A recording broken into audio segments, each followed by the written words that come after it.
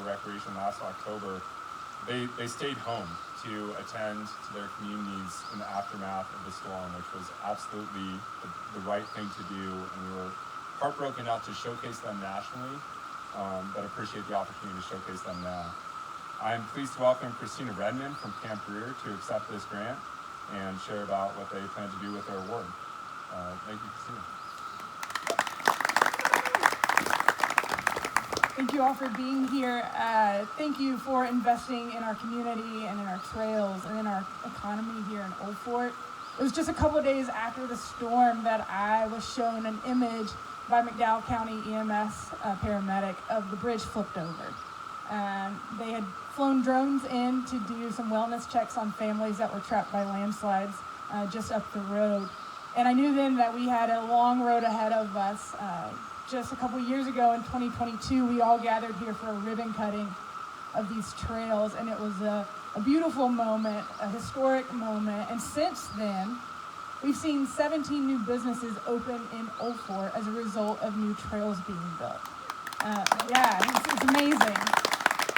But Helene set us back, and our businesses have been hurting. Since then, those businesses have come back. None of them have closed yet, and we're excited about that.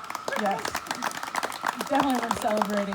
But there's a journey ahead, because if this was last year this time, there's no way we'd be able to stand here as cars and bikes and dogs and families come across this bridge, right? And so this grant is providing us access on the western side of the complex while the Forest Service repairs this bridge. We can provide parking, not just to Gateway, but also to iconic trails like Katsuma and Bernard and the western side of the Old Fort Trail complex.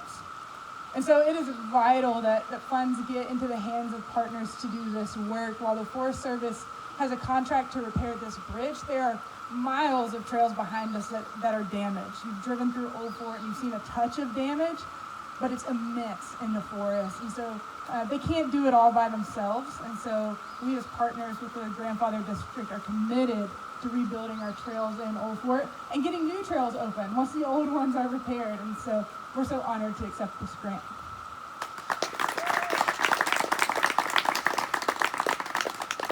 Thank you, Christina, and for your whole team's leadership in Old Fort. Is anyone from Ashe County here, just before I go on?